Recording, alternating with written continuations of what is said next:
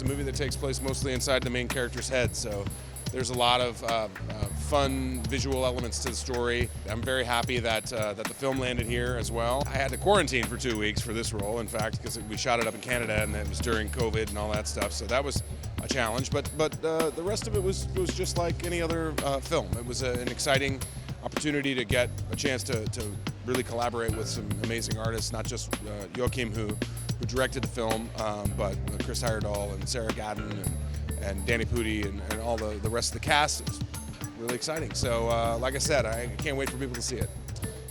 Next, oh boy, Fargo. I'm going to work on the new season of Fargo. That'll be next. Obviously Top Gun's in theaters now. Hopefully Fletch will come out at some point.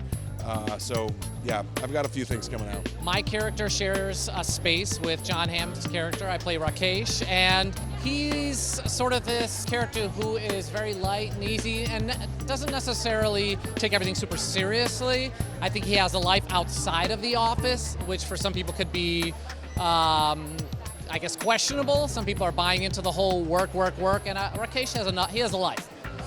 Just finished Mythic Quest Season 3. Check it out if you haven't seen it. It's on Apple TV Plus, and very excited for that to come out sometime, hopefully this year. I play somebody who works at the office, and John's character has a bit of a fantasy going on in his head about what our relationship could be. And as the film unfolds, you really play with the idea of what's real, what's not real. Oh, it was so much fun. I mean, Jon is so incredible. He's such a pro. He's so funny. He's such a great dramatic actor. What's next for me? I'm going to Vancouver to shoot a movie next week called Seagrass. I'm very excited about it. The way I tell stories is always combined, instead of having one side called drama, another side called humor, I kind of merge them together. And for that reason, I think the journey is much better when you go through it. I mean, everybody was so excited about, the writing, and everybody went there with me, and we went really deep. And that is kind of interesting.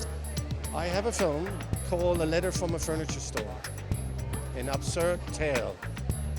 It's quite interesting, and I'm trying to define love in that film.